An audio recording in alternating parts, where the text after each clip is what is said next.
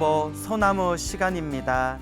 여러분들 만나 뵙게 되어서 반갑습니다. 서가모니 부처님 당시의 일입니다. 어느 성에 부부가 살고 있었는데 이 부부가 아들을 낳았습니다. 떡두꺼비 같은 아들을 낳았는데 세상에 맙소사 너무너무 못생기고 추하게 생긴 아이를 낳았다고 합니다. 옆에서 애를 받은 사람들이 놀라서 자빠질 정도로 너무나 추하고 못생긴 아들을 낳았다고 합니다. 아이고 이걸 어째요? 아이고 이걸 어쩝니까? 그런데 그냥 추하고 못생기게 생긴 것을 떠나서 아주 악귀처럼 아주 무시무시하게 또 무섭게 생기기까지 했다고 합니다. 아이고 이걸 어째요? 추하고 못생기고 무슨 악한 귀신, 악귀처럼 얼굴이 아주 무시무시하게 생겼다고 합니다. 사람들의 얼굴을 보면 다 도망갈 정도로 그렇게 못생기고 무섭게 생겼다고 합니다. 그래서 이 부모님이 오죽하면 이 아들 이름을 추루라고 지었다고 합니다. 추루. 우리 옛 표현 중에 좀 못난 사람을 보면 야, 너 애가 왜 이렇게 추루하냐? 뭐 추잡하냐? 왜 이렇게 추루하냐? 뭐 이런 표현이 있지 않습니까? 그래도 그렇지 어떻게 자기 뱃속에 낳은 아들을, 자기 뱃속에서 낳은 아들을 이름을 또 추루라고 지어주면 또 어떡합니까? 어쨌거나 아들의 이름을 추루라고 지었는데 너무나 못생기고 너무나 막 귀신처럼 너무나 얼굴이 무시무시하게 아주 악하고 무섭게 생겨가지고 주변에 아무도 가까이 오지를 않았다고 합니다. 아유 불쌍해서 어떡해요 여러분. 그래서 이 아들이, 이 추루가 무럭무럭 자라났는데 자라면 자랄수록 얼굴이 더 못생기고 얼굴이 더 무섭게 변하더랍니다. 그래서 요 부모님도 감당이 안 돼가지고 아들을 멀리 내쫓았다고 합니다. 에휴, 그래도 내 뱃속으로 낳은 아들인데 좀 못생기고 추하게 생기고 무섭게 생겼다고 해서 그렇다고 아들을 멀리 내쫓으면 어떡합니까? 아유 참 슬픈 현실입니다. 아들을 이제 멀리 내쫓은 뒤에 요 추루가 집에서 쫓겨난 뒤에 갈 데가 없는 거예요. 막 사람들이 자기만 보면 다 도망가고 사람들이 아무도 가까이 하지를 않으니까 사람 없는 곳에서 살아야겠다 해서 숲에 들어갔더니 숲에 사는 짐승들조차 놀래가지고 다 도망갔더래요. 아무리 불교서라 이야기라지만 마음이 짠하네요. 너무나 추하고 너무나 못생기고 너무나 무섭게 생겨가지고 산에 사는, 숲에 사는 그런 짐승들조차도 놀래가지고 다 도망갈 정도였다고 합니다. 그래서 산에 살면서 홀로 산에서 외롭게 살면서 나무 열매도 따먹고 흐르는 물을 마시고 풀뿌리 캐어 먹으면서 그렇게 세월이 흘렀다고 합니다.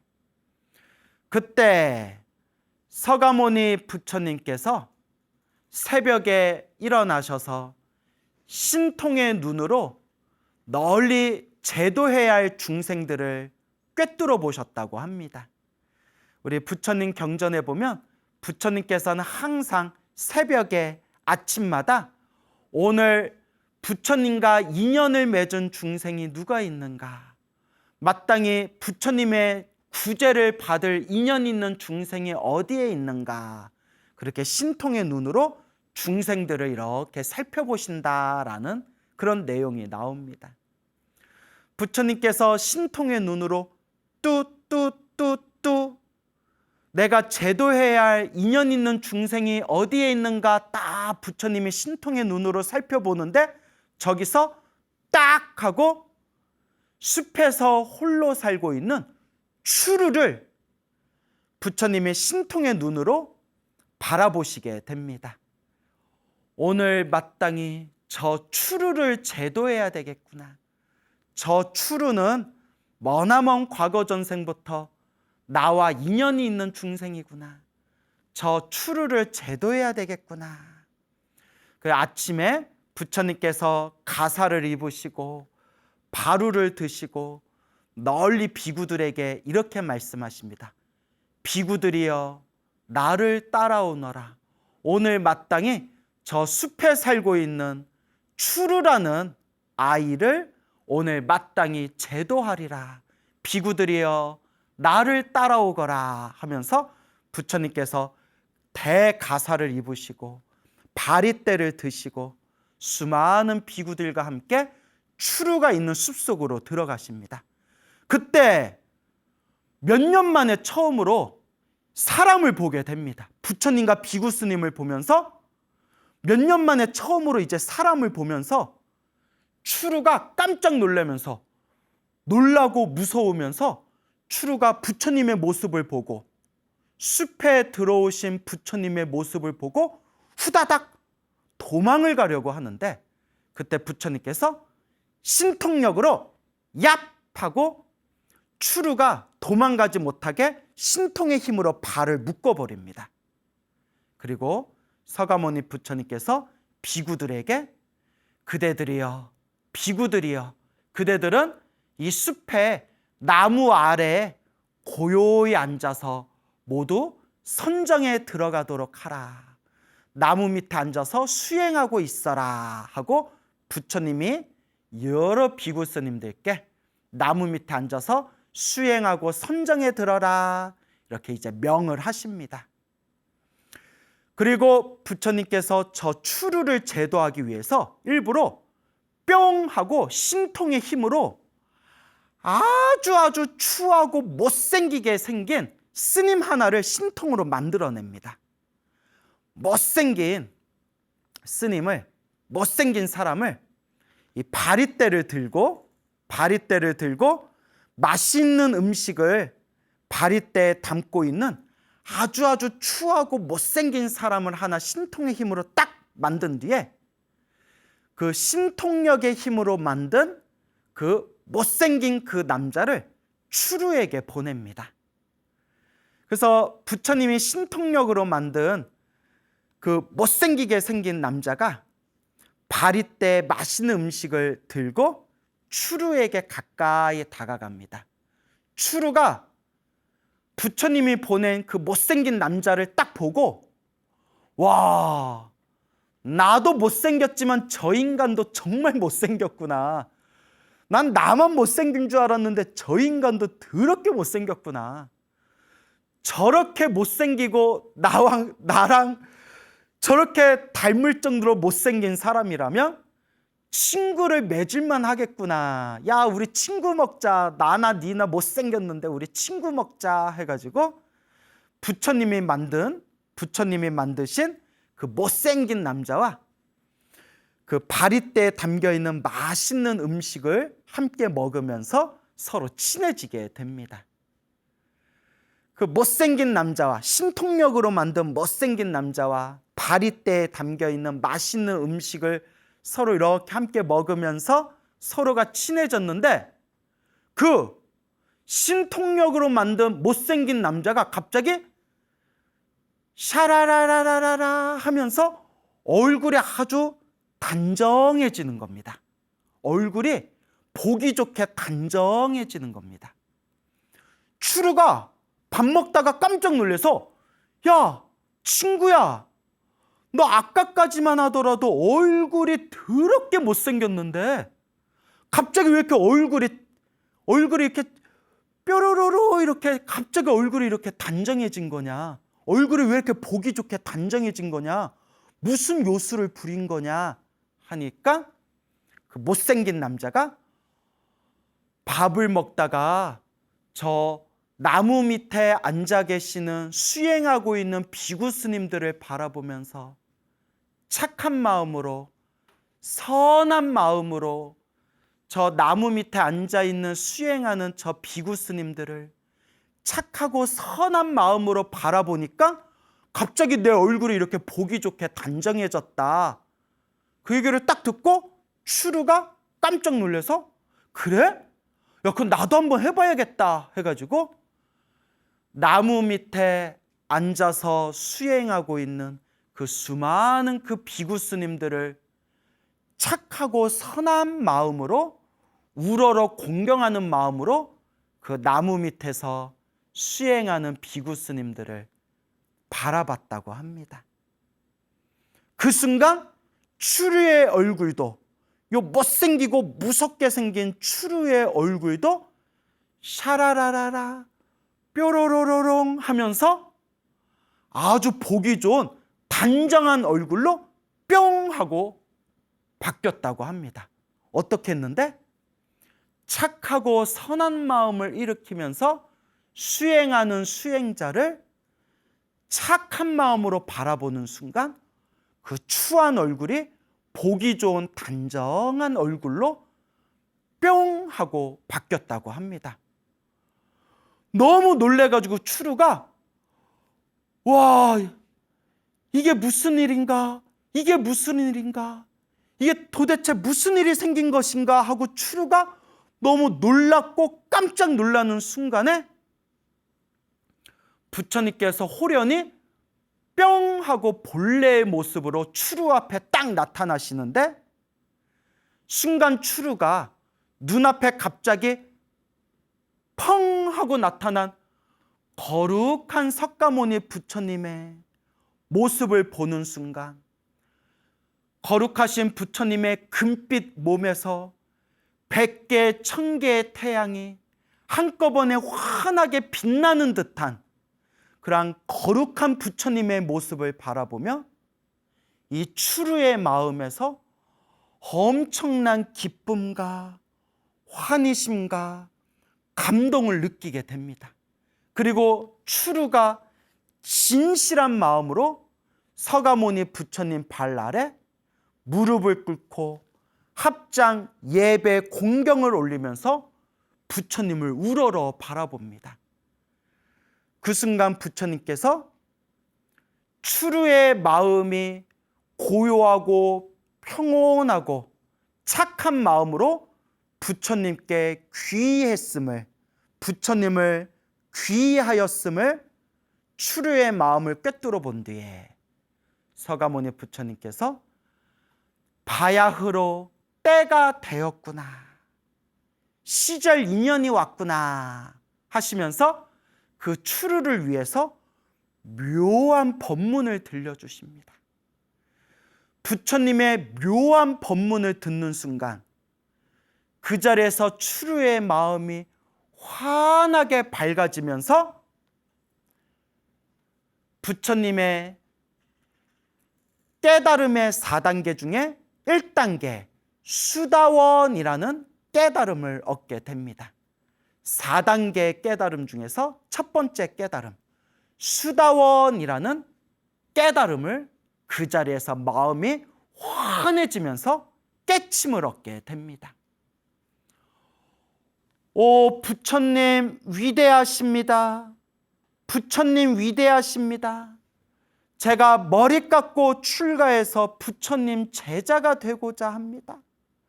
부처님 저의 출가를 받아주시옵소서 하고 수다원의 깨달음을 얻은 1단계 깨달음을 얻은 추루가 진실한 마음으로 부처님께 출가하겠습니다 청을 올립니다. 부처님께서 잘 왔노라 비구여 하는 순간 추루의 머리카락이 우수수수수 수염과 함께 머리카락과 수염이 후두두두두 떨어져서 깨끗이 삭바람머리가 되고 입고 있는 누더기는 순간 뿅 하면서 스님들이 입는 가사로 뿅 변하면서 머리 깎고 가사 입은 스님, 비구 스님의 모습으로 순식간에 뿅 하고 변하게 됩니다.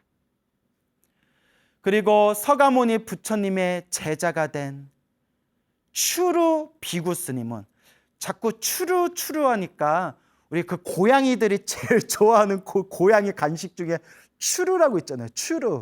추루라고 있잖아요. 예, 자꾸 추루가 생각나네요. 예, 어쨌거나 추루 비구스님이 부처님 밑에서 이제 머리 깎고 출가해서 추루 비구스님이 서가모니 부처님의 지도를 받아 수행해서 아주 짧은 시간 만에 모든 번뇌와 욕망이 사라진 거룩한 성자 아라한이 됩니다. 모든 번뇌와 욕망이 사라진 거룩한 성자 아라한이 됩니다. 그때 수많은 비구스님들이 어느 날 부처님께 찾아와 부처님께 이와 같이 여쭈어 봅니다. 거룩하신 부처님, 저 추루 비구는 전생에 어떤 업의 인연이 있었기에 태어날 때 저렇게 추하고 못생기고 무섭게 태어나서 수많은 사람들에게 손가락질을 받으며 살아오고 저렇게 추하고 못생기고 저렇게 무섭게 생긴 얼굴 때문에 숲속에 들어가서 동물들조차도 다들 놀래서 동물들조차도 다들 도망가고 저 숲속에서 외로이 살다가 도대체 어떤 공덕의 인연이 있었기에 호련히 석가모니 부처님을 만나 부처님의 제도를 받아서 저렇게 짧은 시간 안에 모든 번뇌와 욕망이 사라진 거룩한 성자, 저 위대한 아라한이 된 것입니까? 이 무슨 업의 인연이란 말입니까? 라고 비구스님들이 부처님께 여쭈어 봅니다. 부처님께서 이와 같이 말씀하십니다. 그대들이여, 그대들을 위해서 자세히 말해주겠노라. 그대들은 자세히 경청하도록 하여라. 수많은 수없는 과거 전생에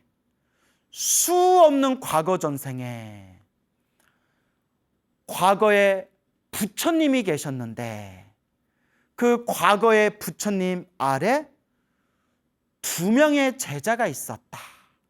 두 명의 수제자가 있었는데 그 부처님 아래 수행을 하던 두 명의 수제자가 바로 지금의 미륵보살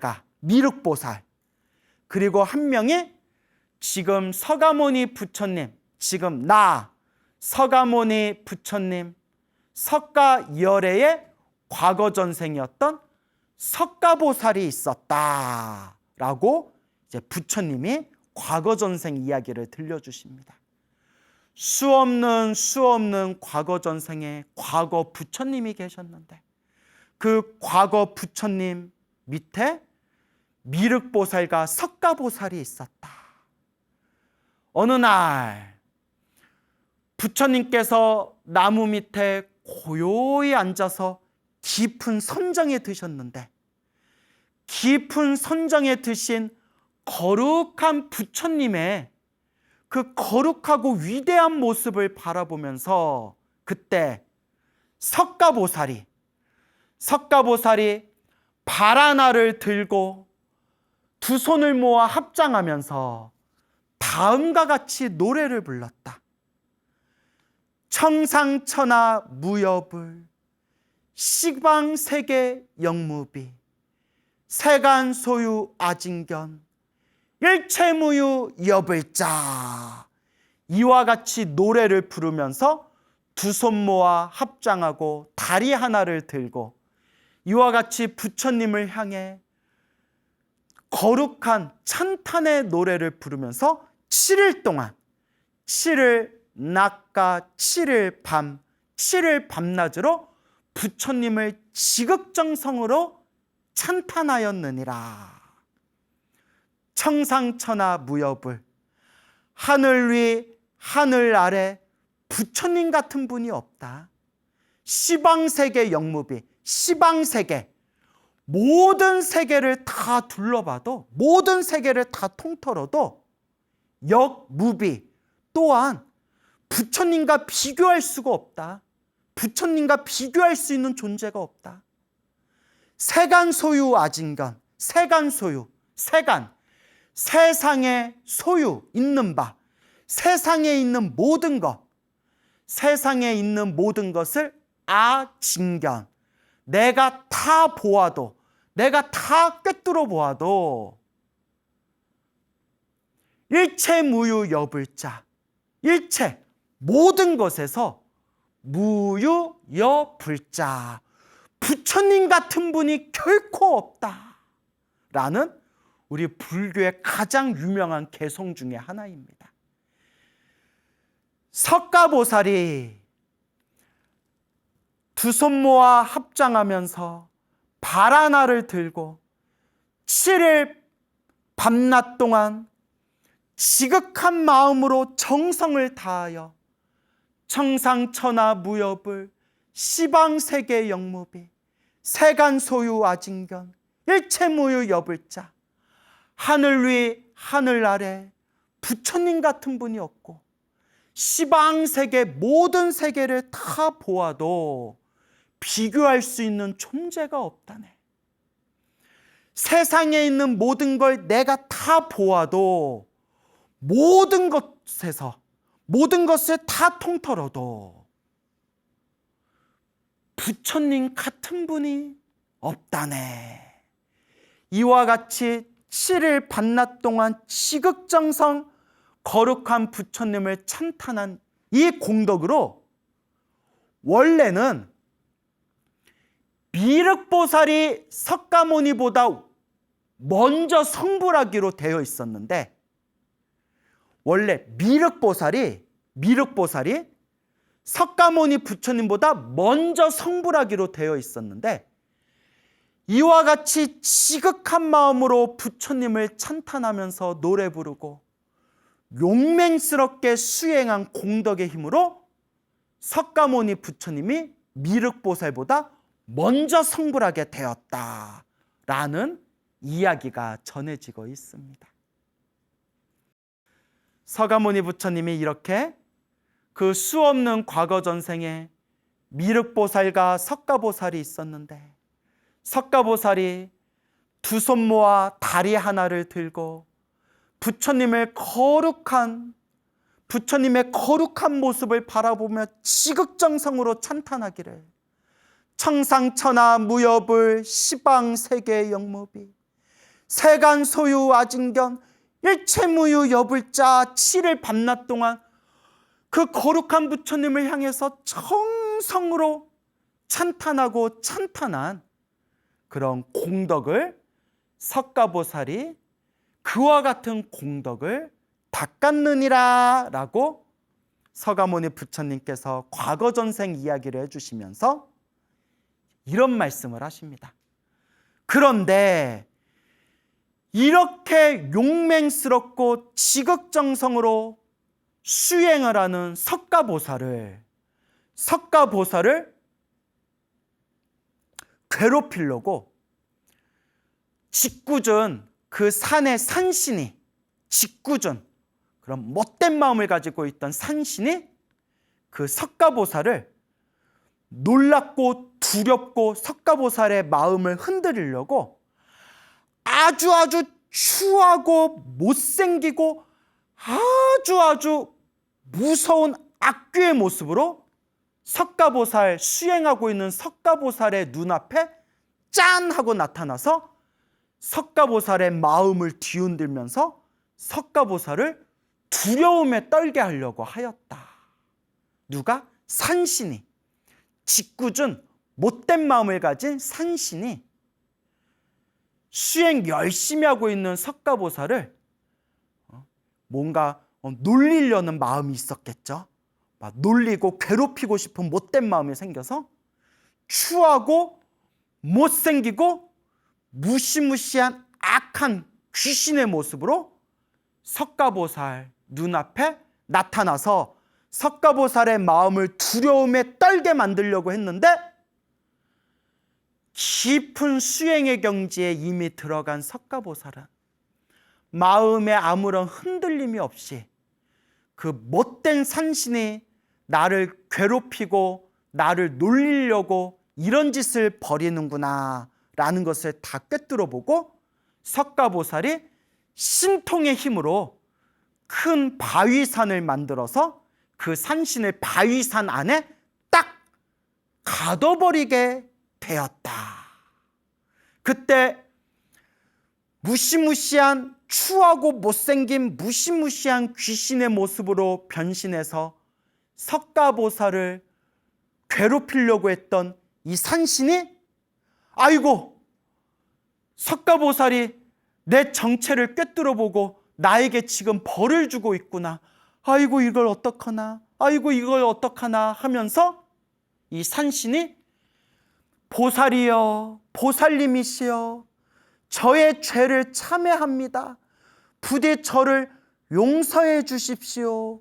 저의 죄를 참회하옵니다. 라고 바위산에 갇혔던 산신이 진실한 마음으로 석가보살에게 참회를 올리고 잘못을 뉘우쳤느니라. 그때 석가보살이 산신의 참회를 받고 그 잘못을 진심으로 뉘우치는 산신의 모습을 보고 석가보살이 그 바위산에서 그 못된 산신을 꺼내주게 되었다.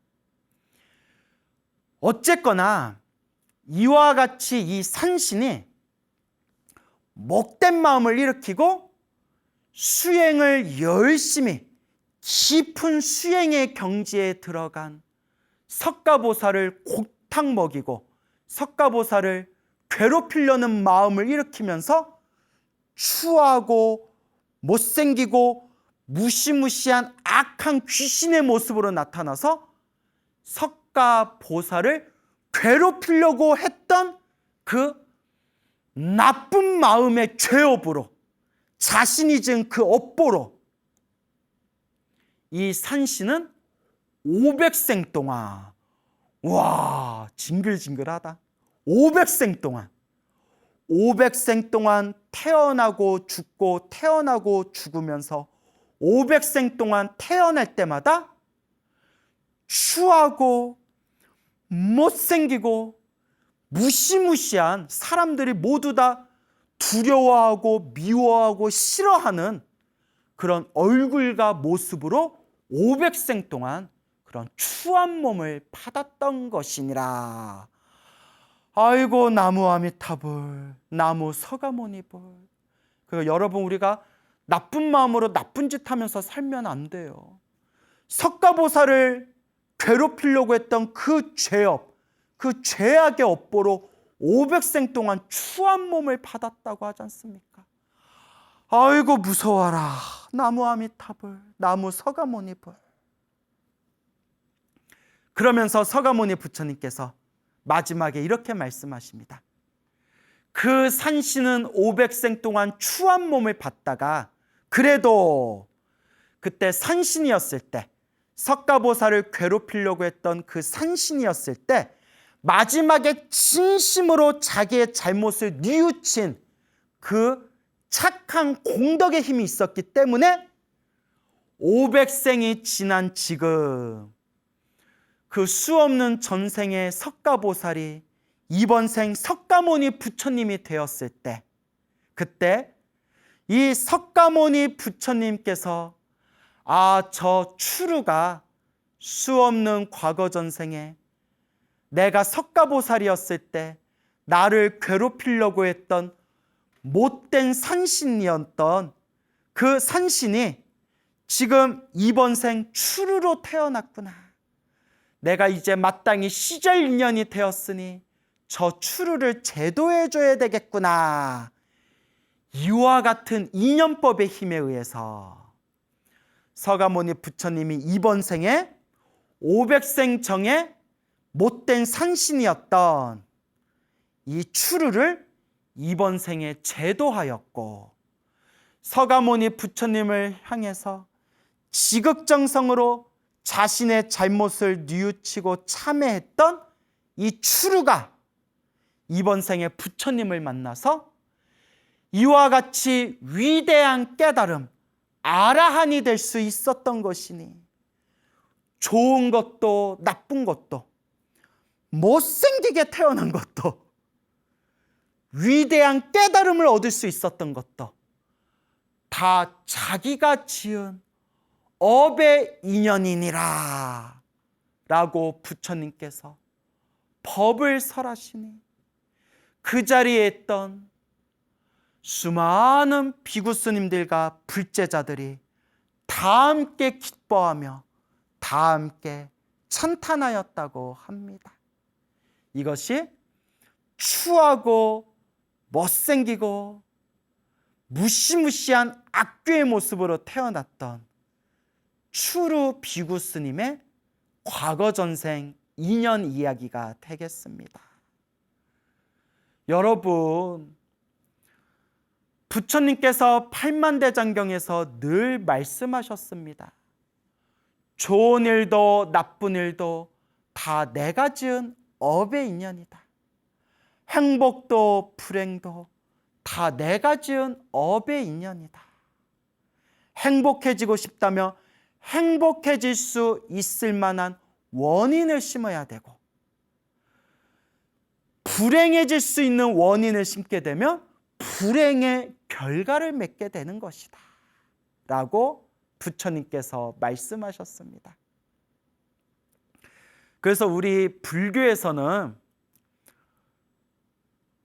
모든 상은, 우리 앞에 펼쳐진 눈으로 보이고 귀로 들리고 우리 앞에 펼쳐진 모든 상은 모두가 다 허망한 것이니, 어떠한 눈에 보이는 상이나 귀에 들리는 소리, 이와 같은 상에 집착하지 말아라 라고 불교에서 말씀하고 있습니다.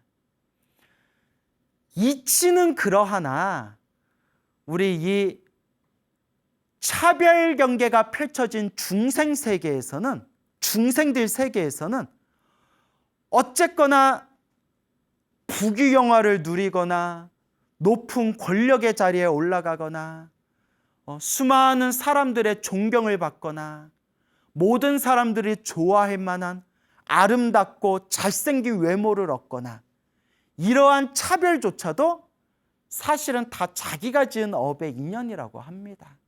그러니까 깨달음의 눈으로 보면 우리가 눈앞에 보이는 모든 상이 하나도 집착할 게 없지만, 깨달음의 눈으로 보면 하나도 집착할 게 없지만, 모든 걸 차별로 바라보는, 번뇌와 망상과 분별 속에서 살아가는 중생 입장에서 보면 잘 나가거나 못 나거나, 잘났거나 못났거나, 이런 모든 차별 경계가 다 자기가 지은 업의 인연이라고 합니다.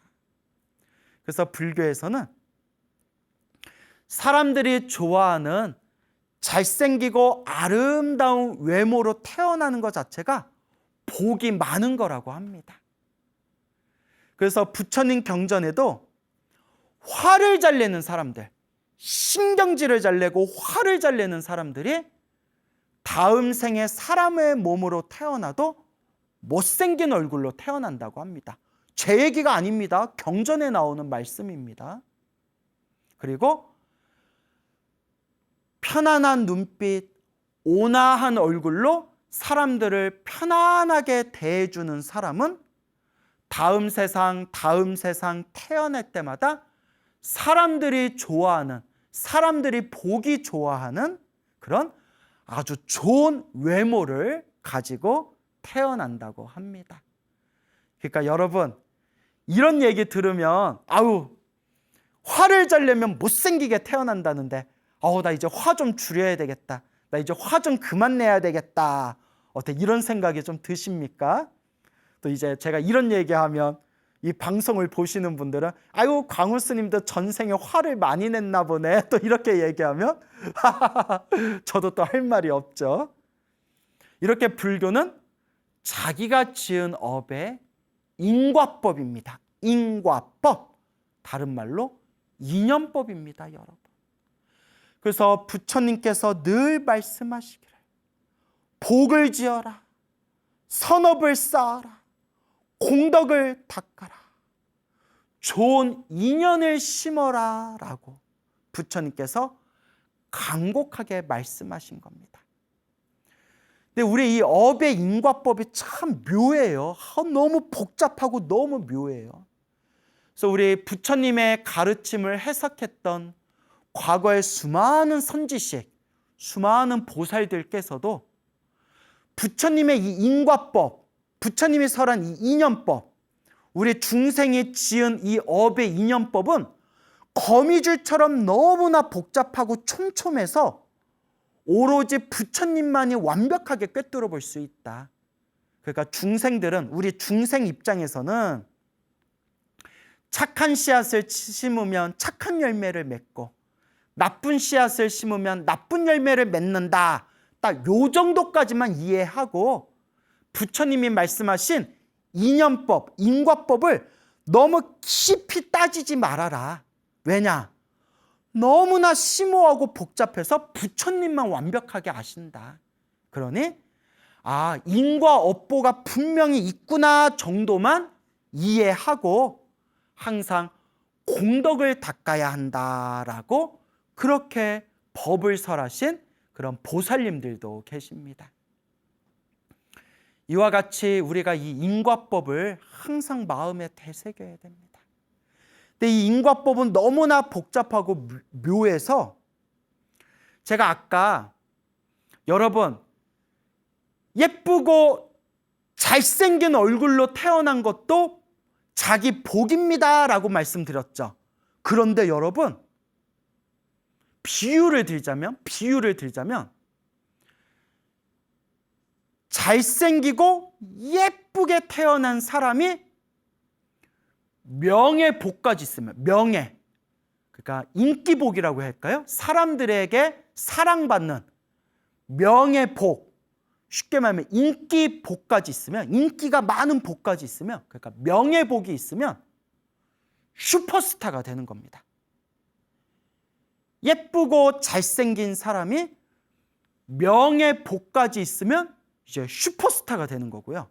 비유를 들자면요, 누가 봐도 예쁘고 잘생겼는데 명예복이 없으면, 누가 봐도 예쁘고 잘생겼는데 이상하게 일이 잘 풀리지 않고 이상하게 일이 자꾸 꼬여가지고 저 어두운 길로, 화류계나 좀 어두운 길 쪽으로 이제 빠져들게 되는 겁니다. 그러니까 똑같이 예쁘고 잘생긴 얼굴로 태어나도 명예복이 많으면, 명예복이 많으면 스타가 되는 거고, 똑같이 예쁘고 잘생기게 태어났는데도 명예복이 없으면 저 좀 암흑가나 화류계나 이제 밑바닥에서 이제 또 이렇게 살아가게 되는 겁니다. 비유를 들자면, 말해놓고 무섭네요. 나무아미타불, 말해놓고 무섭네요. 이렇게 인과법이 무섭습니다. 여러분은 스스로를 바라봤을 때 복이 많으신 것 같습니까? 박복하신 것 같습니까? 여러분이 스스로를 바라봤을 때 선업을 많이 지었던 것 같습니까? 아니면 악업을 많이 지었던 것 같습니까? 한번 스스로를 바라보시기 바랍니다. 여러분들이 스스로를 바라봤을 때 나는 전생부터 좋은 인연을 많이 지은 것 같아. 난 전생부터 나쁜 인연을 많이 지었던 것 같아. 여러분은 어떤 생각이 드십니까? 그런데 여러분들이 어떤 삶을 살아왔는지, 지금 여러분들의 상황이 어떤지는 제가 전혀 모르겠지만 지금 이 소나무를 보고 있는 여러분들은 그래도 복이 많은 분들입니다. 선업이 많이 지은 분들입니다. 왜냐? 여러분들은 좋은 인연이 있는 분들입니다. 왜냐? 복이 있고 선업을 짓고 좋은 인연을 심었기 때문에 여러분들은 부처님 법을 만날 수 있었기 때문입니다. 세상 누가 뭐라 해도 부처님 법을 만난 게 세상에서 최고로 좋은 인연이다. 복이 많아야 부처님 법을 만나는 것이다. 라는 것을 마음에, 가슴에 꼭 되새기시기 바랍니다. 부처님 법을 만난 여러분들은 정말 복이 많은 분들입니다. 그러니 여러분, 이번 생 소중한 부처님 법을 만났을 때 이번 생 잘 닦으시기 바랍니다. 염불하고 기도하고 복과 선업과 공덕을 닦으면서 부처님 법문을 자꾸 공부하면서 이번 생 이 소중한 부처님 법을 만났을 때 이번 생 잘 닦으시기 바랍니다. 부처님 법을 만난 여러분들은 정말 복이 많으신 분들입니다. 와.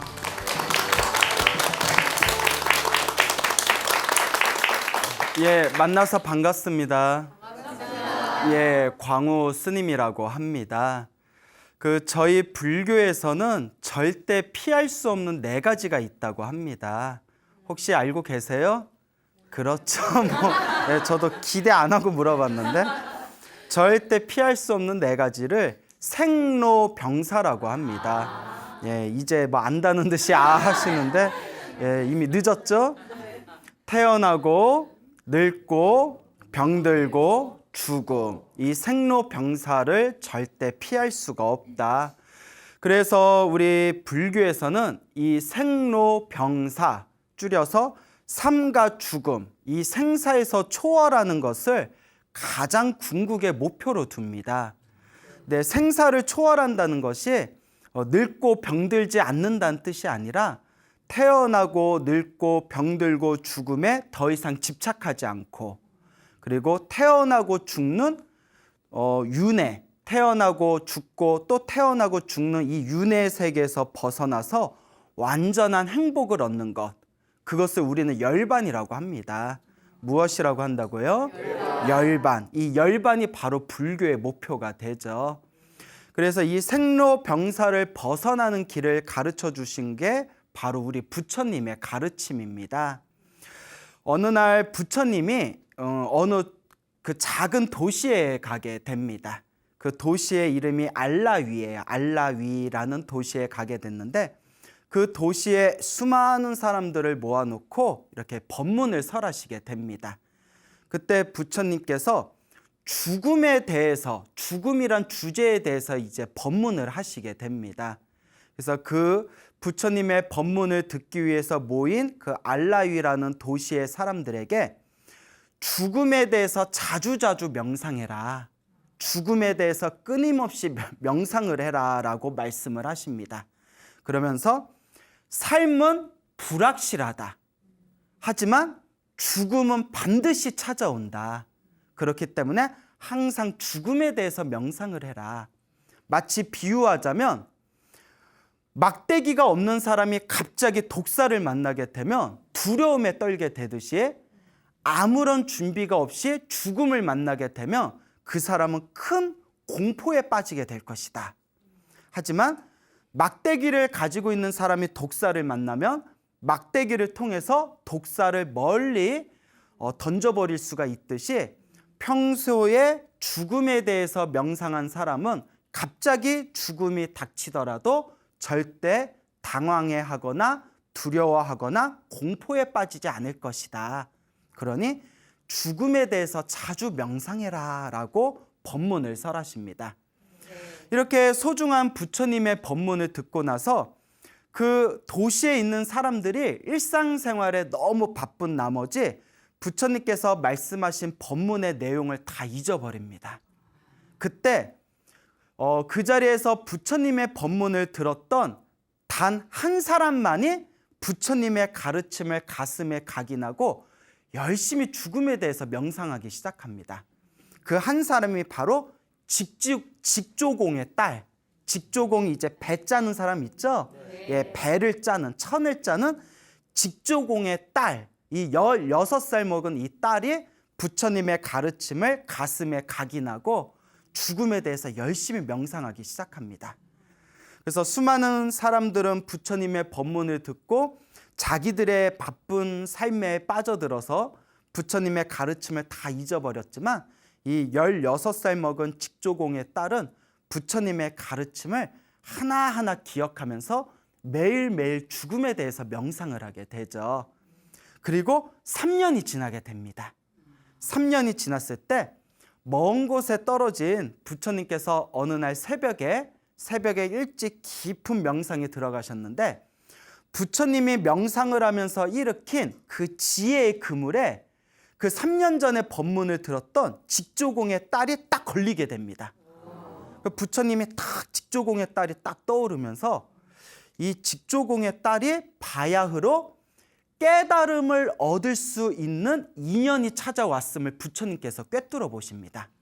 그래서 부처님께서 신통력으로 내가 직조공의 딸을 만나서 이 직조공의 딸, 이 소녀에게 내가 이 불법을 설하면, 가르침을 설해주면 어떤 일이 있을 것인가. 이 소녀는 깨달음을 얻을 것이고 이 소녀를 통해서 수많은 사람들이 이익을 얻게 될 것이다. 3년 전에 만났던 이 소녀가 깨달음을 얻을 인연이 찾아왔으니 내가 마땅히 이 소녀를 만나러 가야겠구나라고 결심을 하시게 됩니다. 부처님께서 500명의 스님들을 데리고 500명의 비구 스님들을 데리고 알라위, 3년 전에 갔었던 알라위라는 도시를 향해 천천히 걸어가시게 됩니다. 그리고 알라위 근처에 있는 사원에서 부처님께서 500명의 스님들과 휴식을 취하고 있었을 때 그 알라위라는 도시에 부처님께서 이 도시에 다시 오셨다는 소문이 쫙 퍼지게 됩니다. 사람들이 다들 큰 영광을 느끼면서 자, 우리가 부처님께 공양을 올리고 부처님께 법문을 들읍시다라고 서로 계획을 짜고 있었을 때 그 3년 전에 부처님께 죽음에 대한 명상을 들었던 그 소녀도 엄청난 기쁨에 빠집니다. 3년 전에 오셨던 부처님을 내가 다시 만나게 되었구나. 그 황금빛으로 빛나는 거룩한 부처님의 법문을 다시 들을 수가 있겠구나. 내가 부처님의 법문을 들으러 가야 되겠다 하고 부처님이 계신 마을의 공터에 가려고 할 때 아버지의 직업이 뭐라고 했죠? 예, 직조공이죠.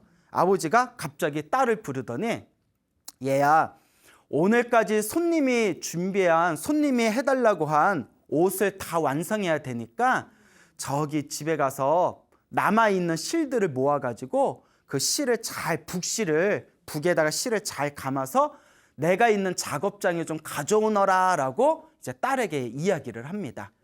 딸이 순간 갈등을 일으켜요. 내가 지금 부처님이 공터에서 500명의 스님들과 함께 그 마을 사람들에게, 도시 사람들에게 법문을 하신다고 했는데 나는 지금 법문 들으러 가고 싶은데 아버지가 심부름을 시키는구나. 내가 지금 아버지의 심부름을 거부하면 아버지가 크게 화를 낼 것이다. 그러니 차라리 빨리 아버지 심부름을 마치고 부처님의 법문을 들으러 가야 되겠다라고 이제 결심을 합니다. 그래서 이제 후다닥 가가지고 북에다가 실을 둘둘 이제 말기 시작하는데 그때 때마침 수많은 도시의 사람들이 부처님과 500명의 스님들에게 공양을 잘 올리고 그 공양을 다 마치고 난 뒤에 부처님의 설법을 기다리고 있었습니다.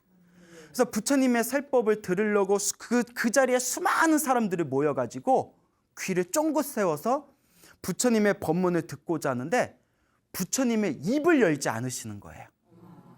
사람들이 웅성웅성거리겠죠. 왜 말을 안 해? 그때 부처님께서 다음과 같이 이야기하십니다.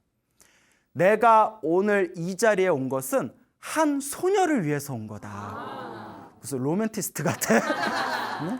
오직 한 소녀를 왔는데 그 소녀가 아직 이 자리에 오질 않았구나. 그렇기 때문에 그 소녀가 올 때까지 나는 법문을 하지 않을 것이다 하면서 부처님께서 침묵을 지키십니다. 그러니까 그 마을 사람들도 부처님께서 침묵을 지키고 계시니까 감히 아무도 입을 열지를 못했답니다. 그런 와중에서 한동안의 시간이 지난 뒤에 아버지의 심부름대로 북에다가 실을 잔뜩 감아가지고 이제 집에서 작업장, 아버지가 계신 작업장으로 가는 길에 이제 공터를 중간에 지나가게 돼요. 공터를 지나가는데 가운데 높은 자리에 부처님이 앉아 계시고 주변에 500명의 스님들이 앉아 계시고 그 공터에 수많은 도시 사람들이 앉아 있었을 거 아니에요. 왜 지나가면서 왜 부처님이 법문을 안 하시지 하고 지나가려는데 그때 부처님하고 눈이 딱 마주쳤어요. 부처님하고 눈이 딱 마주치니 부처님께서 살짝 미소를 지으십니다. 그 고개를 끄덕이세요. 부처님께서 미소를 지으면서 고개를 끄덕이세요. 알지? 뭐 이러면서 내 마음 알지? 뭐 비밀 연애하는 것도 아니고. 그때 이 소녀가 부처님께서 지금 법문을 듣고 가라는 뜻이구나 라는 걸 딱 알아챕니다. 부처님께서 지금 지나가는 나에게, 급히 지나가는 나에게 눈을 마주치시고 미소를 지으시고 고개를 끄덕이시고 법문을 듣고 가라는 이 어떤 나에게 느낌을 주신 거는 분명히 깊은 뜻이 있을 것이다 하고 이제 북실을 이제 땅에다 살며시 내려놓은 뒤에 부처님이 계신 가운데에 사뿐히 걸어가서 부처님 앞에 삼배를 올리고 무릎을 꿇고 앉습니다. 그때 부처님께서 이제 그 소녀에게 질문을 던지게 됩니다. 여기서 중요한 게 있어요. 부처님은 왜 바삐 공터를 지나가는 그 소녀에게 굳이 제스처를 취해가지고 당신의 법문을 듣게 하셨는가? 자, 부처님은 다음과 같은 걸 꿰뚫어 보셨답니다. 잘 들어야 돼요. 그 소녀는 오늘 죽을 운명이었답니다. 그걸 부처님이 꿰뚫어 보신 거예요. 그래서 부처님께서 이 소녀가 나의 법문을 듣지 못하고 깨달음을 얻지 못한 상태에서 오늘 갑자기 죽는다면 다음 생, 다다음 생 어떻게 될지 미래가 확실하지 않을 것이다. 하지만 이 소녀가 지금 나의 법문을 들으면 깨달음을 얻게 될 것이다. 깨달음을 얻게 되고 다음 생에 천상세계, 하늘세계에 태어날 것이며 이 소녀의 미래는 또렷하게 좋은 쪽으로 결정될 것이다. 그래서 그 소녀의 목숨이 얼마 남지 않았다는 것을 부처님이 꿰뚫어 보셨기 때문에 그 소녀에게 나의 법문을 들으라고 제스처를 취했던 거예요. 그때 이제 자기 앞에 다 삼배를 하면서 땅바닥에 무릎 꿇고 앉아있는 소녀에게 다음과 같이 질문을 던집니다. 어디서 왔느냐?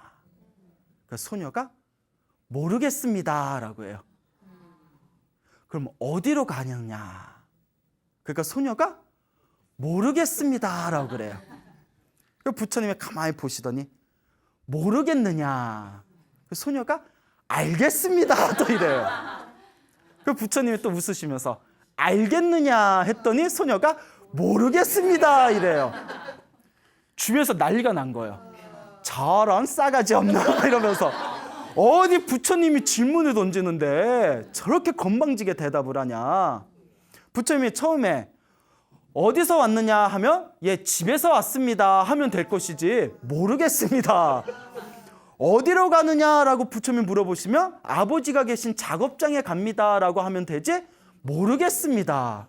부처님이 모르겠느냐 했더니 갑자기 알겠습니다 하고 부처님이 그래 알겠느냐 하니까 마지막에 모르겠습니다. 야 저런 건방진 여자애를 봤나 정말 못돼 처먹었다 막 이렇게 사람들이 웅성웅성거리고 있는 거예요. 그래서 부처님께서 그대들이여 대중들이여 모두 다 마음을 내려놓아라 하면서 그 소동을 부처님께서 다 가라앉히십니다. 그러면서 소녀에게 다음과 같이 질문을 던집니다. 어디서 왔느냐라고 물어봤는데 왜 모르겠습니다라고 대답했느냐라고 물으니까 소녀가 이렇게 대답을 합니다. 부처님께서 굳이 저에게 어디서 왔느냐라고 물어보신 이유가 제가 곰곰이 생각해 보니 네가 이번 생에 지금 여기 태어나기 전에 어디서 왔느냐라고 라고 물어보신 거다라고 저는 생각이 되었습니다. 저는 여기 지금 이 순간 여기 태어나기 전에 어디로부터 어디에서 왔는지를 모르기 때문에 모르겠습니다라고 대답한 겁니다. 그 부처님께서 어디로 가느냐라고 물어보셨는데 제가 생각하기에 부처님께서 저에게 어디로 가느냐라고 물어보신 뜻은 네가 이제 죽어서 어디로 갈 것 같으냐? 네가 지금 이제 이번 생에 죽으면 다음 생에 어디로 갈 것 같으냐? 그래서 어디로 가느냐라고 물어보신 거라고 생각이 되었습니다. 근데 저는 제가 죽으면 어디로 갈지를 모릅니다. 그래서 모르겠습니다라고 대답한 겁니다. 그리고 부처님께서 모르느냐라고 물어보셨을 때 저는 제가 어디에서 왔고 어디로 가는지는 모르지만 제가 분명히 죽는다는 것은 분명히 알기 때문에 언젠가는 죽음은 나에게 확실히 찾아온다는 것은 알기 때문에 부처님께서 모르느냐라고 하셨을 때 아닙니다. 그래도 저는 제가 언젠가 죽는다는 것은 알고 있습니다. 압니다라고 대답한 겁니다. 그리고 마지막에 알고 있느냐라고 부처님께서 질문을 던지셨을 때 그때 저는 죽음이 온다는 건 알지만 언젠가 죽음이 온다는 건 알지만 언제 죽을지 어느 시간에 죽을지 밤에 죽을지 낮에 죽을지 아침에 죽을지 내가 언제 어느 때 죽을지는 모르기 때문에 모르겠습니다라고 대답한 겁니다 라고 부처님께 답변을 합니다. 자, 지금까지 한 얘기는 머리 나쁜 사람은 못 알아들어요. 중간에 막 엉켜. 예? 벌써부터 눈동자가 흔들리는 분들이 계세요. 다시 정리해 볼까요? 부처님이 처음에 뭐라고 질문하셨죠?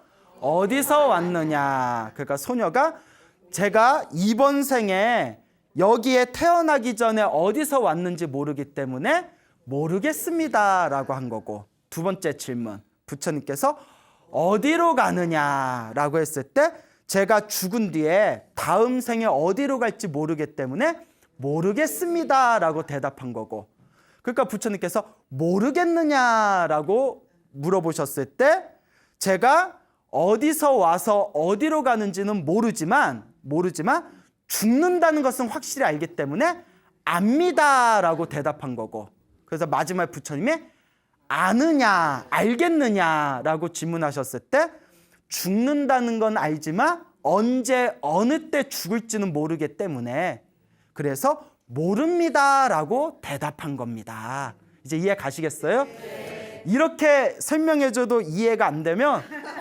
그냥 자. 그렇죠? 괜찮아, 그냥 자도 돼. 네.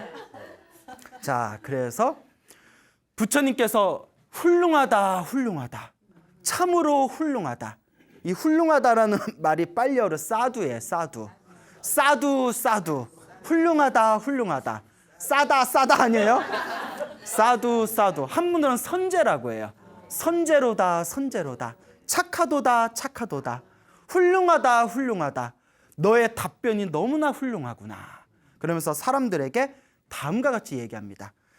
그대들이 처음에 이 소녀의 대답을 들었을 때 이 소녀가 건방지다고 다들 욕을 하고 화를 일으켰다. 하지만 보아라, 이 소녀의 이 훌륭한 답변을, 이 소녀와 같이 지혜로운 사람만이 이와 같이 훌륭한 답변을, 훌륭한 대답을 할 수 있는 것이다 라면서 수많은 사람들 앞에서 그 소녀를 칭찬합니다. 3년 전에 만났을 때 16살이었으니까 그러니까 이제 몇 살 때? 3년 후에 19. 그렇죠. 이것도 헷갈리는 거 아니죠? 19살 소녀에게 다 이렇게 칭찬을 하면서, 그래서 그 소녀는 3년 동안 죽음에 대해서 명상했던 거예요. 3년 동안 죽음에 대해서 명상을 하면서 지혜가 열렸던 거예요. 그 부처님의 그 4가지 대답을 완벽하게 지혜롭게 답변을 할 수가 있었던 겁니다. 부처님이 그 소녀를 하염없이 칭찬하면서 다음과 같은 유명한 개송을 남기십니다. 부처님께서 수많은 사람들 앞에서 이와 같은 개송을 남기시되, 세상 사람들은 눈 멀었다. 세상의 사람들은 눈이 멀었다. 오직 몇몇 사람들만이 진리를 볼 수가 있다. 몇몇 새들만이 그물을 벗어나듯이 몇몇 사람들만이 하늘 세계에 태어날 수 있다네 라는 개성을 탁 그 소녀와 수많은 사람들에게 이 개성을 읽자마자 그 소녀가 그 자리에서 수다원가라는 깨달음을 얻게 됩니다. 무슨 깨달음을 얻었다고요? 수다원가. 그 불교에서는 모든 욕망과 번뇌가 완전히 사라진 거룩한 성자를 아라한이라고 해요. 뭐라고 한다고요? 아라한. 근데 아라한이 되려면 4단계가 있어요.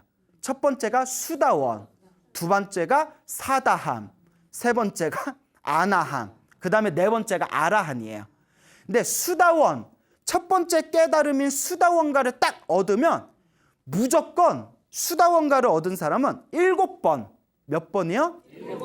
7번 태어나는 그 7번 안에 아라한이 될 수 있대요. 그러니까 우리가 이걸 슈말 하이패스라고 표현해요. 무조건 쭉 가는 거예요. 그 수다원이 엄청나게 높은 경지입니다. 7번 태어나고 죽는 7생 안에 아라한이 보장된 존재예요. 엄청나게 높은 경지예요, 수다원도. 그 소녀가 수다원가를 얻게 됩니다. 그 부처님께 감사의 인사를 올리고 이제 아버지한테 북시를 가져다 주려고 북시를 들고 작업장을 딱 갔는데 아버지가 이제 그 배짜는 그 물레 앞에서 꾸벅꾸벅 졸고 계시는 거예요. 아버지가 졸고 있을 때 아버지 앞에다가 그 실을 담고 있는 그 북실의 바구니를 딱 갖다 드린다는 게 그만 북실 바구니가 바닥에 퉁 하고 떨어졌대요. 아버지가 꾸벅꾸벅 졸고 있을 때 퉁 하고 떨어지니까 아버지가 깜짝 놀라면서 자기도 딱 깨면서 방추라고 물레 실을 짜는 이렇게 기계에 방추라는 게 있어요. 방추를 확 당겼는데 그 방추 끝에 있는 날카로운 바늘을 그만 그 소녀, 그러니까 그 직조공의 딸의 가슴에 확 박히게 됩니다. 그리고 딸이 그 자리에서 쓰러져서 바로 절명을 해버려요. 목숨이 끊기게 됩니다. 너무나 어처구니 없는 죽음이죠. 그런데 이걸 이미 부처님이 꿰뚫어 보셨다, 안 꿰뚫어 보셨다? 꿰뚫어 보셨다. 그래서 부처님의 법문을 듣고 수다원가를 얻었던 그 공덕으로 죽자마자 목숨이 끊기자마자 바로 눈 깜짝할 사이에 하늘 세계에 태어났답니다. 이미 그 부처님이 다 꿰뚫어 보신 거예요. 그때 사람들은 이와 같이 생각할 수가 있어요. 부처님이라면 왜 그 소녀의 죽음을 막아주질 않았을까? 그렇잖아요. 부처님은 다 꿰뚫어 보셨는데 왜 부처님은 그 소녀의 죽음을 피해가게 부처님은 막아주질 않으셨을까? 근데 여러분, 우리가 불교 경전을 공부해보면 중생이 살아가는 건 다 업대로 살아갑니다. 이건 제가 만든 말이 아니라 경전에 다 나와 있는 내용이에요. 근데 업은 2가지의 업이 있더라고요. 우리가 받을 때 하나는 결정된 업이 있고 결정되지 않은 업이 있어요. 결정되지 않은 업을 부정업이라고 해요. 정해지지 않은 업이다. 부정업. 정해진 업은 뭐라고 부를까요? 정업이라고 불러요. 그래서 불교에서는 어떤 얘기가 있냐면 정업 난면이다. 정업은 어려울 난 면할 면. 뭐 하기가 어렵다? 면하기가 어렵다. 왜냐? 불교는 철저히 내가 지은 업은 내가 받아야 되는 거예요. 결국 그 소녀가 어린 나음, 꽃다운 어린 나이에 죽는 업도 누가 지은 정업이었을까요? 자기가 지은 정업이었던 거예요. 설사 부처님이 그때 그 순간 그 소녀가 죽는 것을 피하게 해줬다 하더라도 자기가 정해놓은 업이 있다면 그 순간은 피했다 하더라도 그 업을 또 어떻게 해야 될까요? 언젠가 다시 받을 수밖에 없는 거예요. 그래서 부처님이 선택하신 것은 죽음을 피하게 하는 것보다 차라리 지금 이 순간 이 소녀에게 더 소중한 거는 부처님이 뭐라고 판단하셨을까요? 그렇죠. 깨달음이었던 거예요. 깨달음을 얻지 못하고 조금 더 오래 사는 것보다 짧게 살더라도 차라리 이 소녀에게 무엇을 얻게 하는 게 더 중요하다? 깨달음을 얻게 하는 게 더 중요하다라고 부처님은 판단하신 거예요. 그래서 불교에서는 진리를 모르고 어리석게 100년을 사는 것보다 진리를 깨닫고 지혜롭게 반나절을 사는 것이 훨씬 더 훌륭하다라고 이야기합니다. 그래서 부처님께서는 그 소녀의 죽음을 꿰뚫어 보시고 이거는 소녀가 피할 수 없는 자기가 정해놓은 업보다 대신 부처인 나는 이 소녀에게 대신 죽음을 피하는 것보다 더 소중한 무엇을 안겨주겠다? 깨달음을 안겨주겠다라는 판단을 하신 겁니다. 그리고 그 소녀는 죽자마자 어느 세계에 태어나게 됐다? 하늘 세계, 청상 세계에 태어나게 됩니다. 그리고 딸의 죽음을 보고 너무나 허망하고 공허한 아버지가 그 자리에서 대성통곡을 합니다. 딸아, 딸아. 얼마나 가슴이 찢어지겠어요. 딸아, 딸아. 달아달아가 아니라 달아달아 둥근 달아가 아니라 딸아, 딸아 쓰러진 내 딸아 이걸 어떻게 하면 좋냐고 막 가슴이 찢어질 것 같은 느낌이 드는 거예요. 아버지가 막 가슴이 찢어질 것 같은 느낌이 들다가 내 이 찢어질 것 같은 내 마음을 위로해 줄 자 누가 있을까? 오직 부처님뿐이 안 계시다 하면서 그 자리에서 부처님이 계신 곳을 달려나갑니다. 그 부처님이 앉아 계신 나무 밑에 앉아 계신 걸 확인하고 부처님 앞에서 대성통곡을 하면서 부처님께 사정사정을 합니다. 부처님 어떻게 하면 좋습니까? 어떻게 하면 좋습니까? 그때 부처님께서 다음과 같이 이야기하십니다. 그대여 슬퍼하지 말아라. 우리 중생의 윤회를 하면서 무엇을 하면서? 윤회를 하면서 태어나고 죽고 태어나고 죽는 윤회를 하면서 지금까지 윤회를 하면서 내가 슬퍼서 흘렸던 눈물의 양을 다 모아놓으면 지금 이 세상에 바닷물의 양을 다 모아놓은 것보다도 훨씬 더 눈물의 양이 많을 것이다. 이미 우리는 과거 전생에서부터 수많은 윤회를 하면서 사랑하는 사람을 잃으면서 너무나 많은 눈물을 흘렸다. 그러니 지금 이 순간 슬퍼하지 말아라.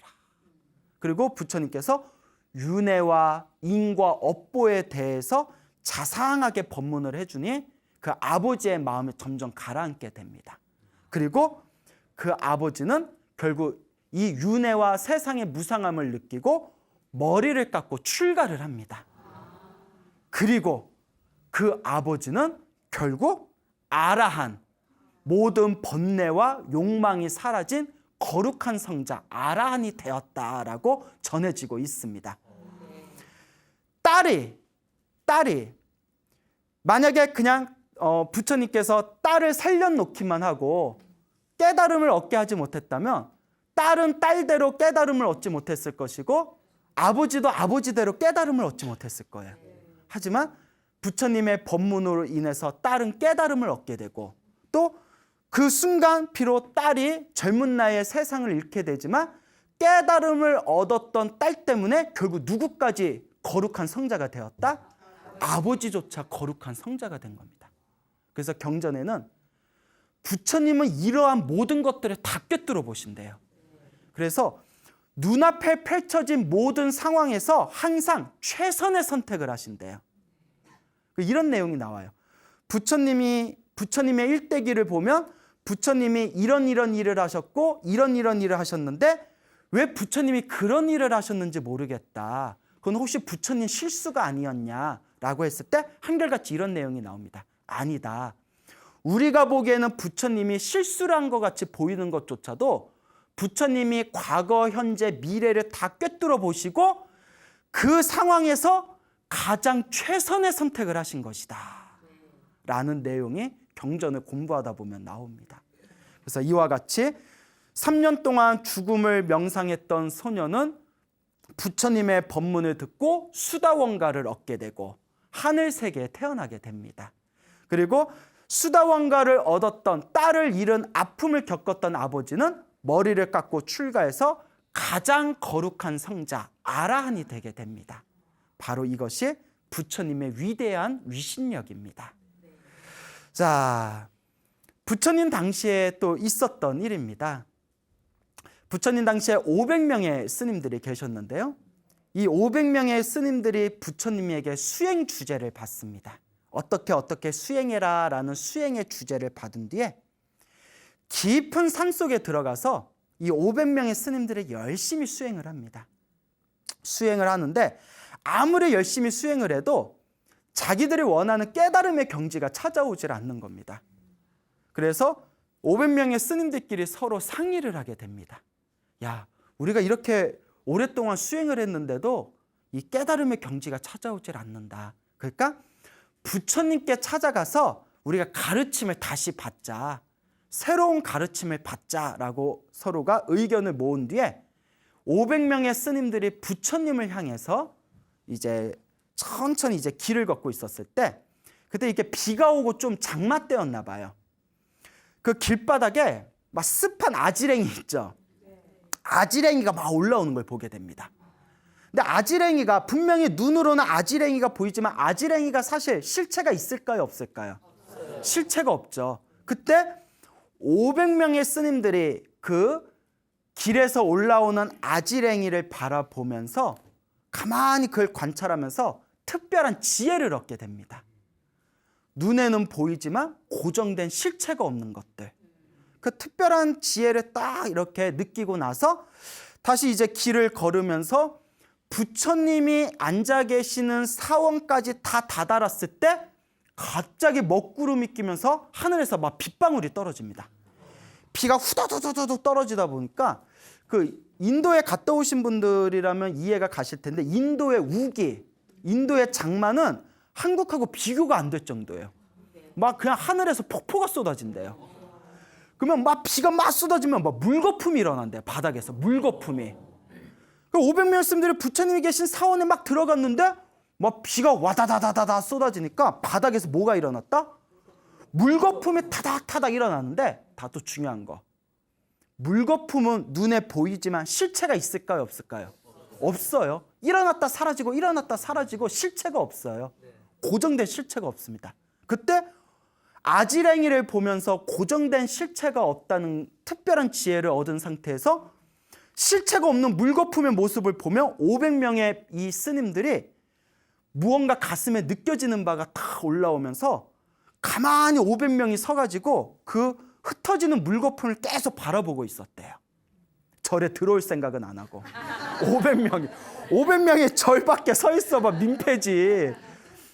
그때 방 안에서 가만히 명상에 들어가 계셨던 부처님께서 순간 당신의 신통력의 힘으로 이 500명의 비구들이 깨달음을 얻을 인연이 찾아왔구나라는 걸 꿰뚫어 보십니다. 순간 신통력으로 부처님께서 환한 광명을 일으키면서 500명에 서 있는 스님들 앞에 실제로 눈앞에 보는 것처럼 눈앞에 환한 광명으로 부처님이 나타나십니다. 그리고 그 스님들 깜짝 놀랄 거 아니에요. 뭐 서프라이즈 파티도 아니고. 그때 부처님께서 500명의 스님들에게 다음과 같은 가르침을 내립니다. 그 비가 막 쏟아지고 500명의 스님들이 서 있고 거기에 환한 광명으로 부처님이 눈앞에 짠 하고 나타나면서 다음과 같이 말씀하십니다. 그대 비구들이여, 세상의 모든 것을 아지랑이처럼 물거품처럼 바라본다면 죽음의 왕조차도 붙잡을 수 없으리라. 이 세상의 모든 걸 아지랑이는 실체가 있어요, 없어요? 물거품은 실체가 있어요, 없어요? 이와 같이 실체가 없는 아지랑이와 물거품과 같이 이 세상의 모든 것을 바라봐라. 이 세상의 모든 게 사실 실체가 있다, 없다? 불교에서는 깨달음을 얻은 존재가 깨달음의 눈으로 이 세상을 바라보면 이 모든 세상의 이 모든 것들이 꿈과 같이 마음이 만든 세상이래요. 꿈은 실체가 있어요, 없어요? 실체가 없는 마음이 만든 세상인데 중생들은 그것에 어리석음에 집착해서 마치 실체가 있는 것처럼 욕망과 탐욕과 수없는 욕심에 빠져가지고 허덕이면서 살아간다는 거예요. 그 집착심, 욕망의 집착 때문에 우리가 평화롭지 못하고 자유롭지 못하고 죽음에서 벗어나질 못하는 것이다. 그래서 부처님께서 이 세상의 모든 것을 무엇처럼 아지랑이처럼, 무엇처럼? 물거품처럼 세상의 모든 것을 실체가 없다고 바라봐라. 죽음의 왕도 우리를 붙잡을 수 있다 없다? 죽음의 왕조차도 우리를 붙잡을 수 없으리라. 죽음조차도 초월하리라. 라는 법문을 듣는 순간 그 자리에서 500명의 스님들이 그 자리에서 그 법문을 듣는 순간 아라한이 되었다고 합니다. 완전한 깨달음을 얻은 아라한이 되었다. 근데 우리는 아무리 이런 법문을 들어도 아라한이 안 돼.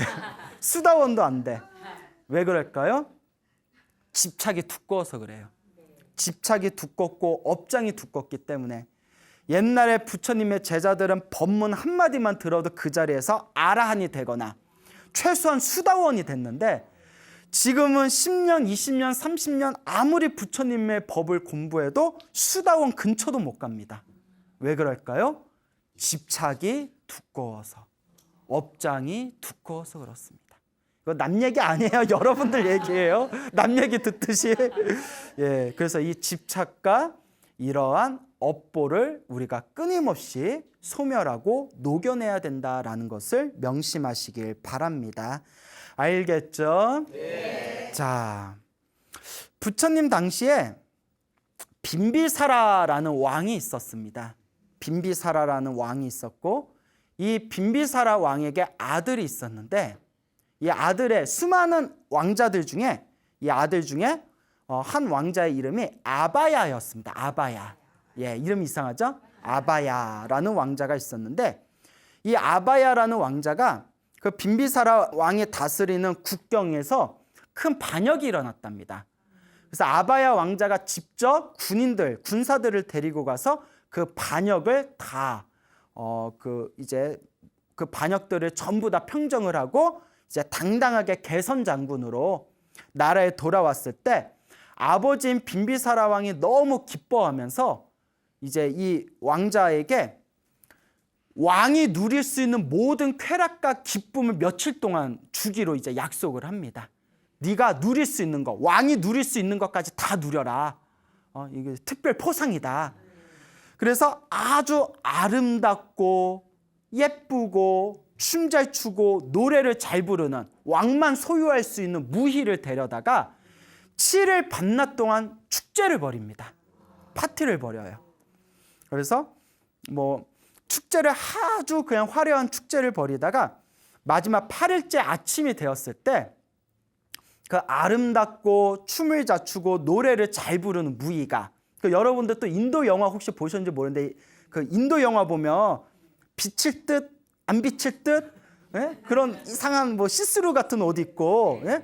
그리고 막 뚫어봐도 잘 안 보이는, 그러면서 뭔가 좀 막 굴곡이 나오는 그런 옷을 입고 막 춤을 여자들이 엄청 잘 춰요. 보셨나요, 인도 영화?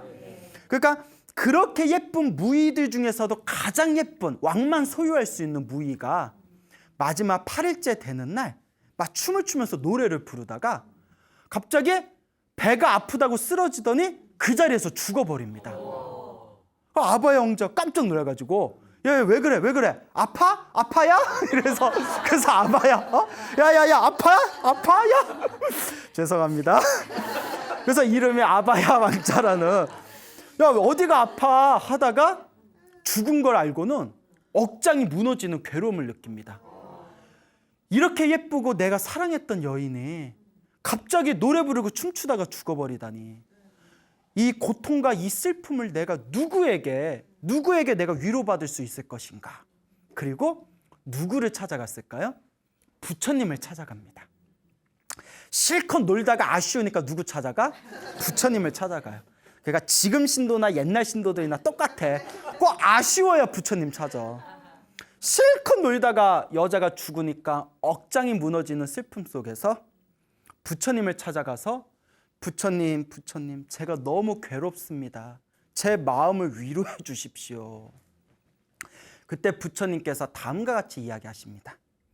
왕자여, 그대가 수없는 윤회 동안 태어나고 죽고 태어나고 죽는 수없는 윤회 동안 사랑하는 사람을 잃어서 흘린 눈물의 양을 다 모은다면 지금 이 바다의, 이 세상의 모든 바닷물을 모은 양보다도 훨씬 더 눈물의 양이 많을 것이다.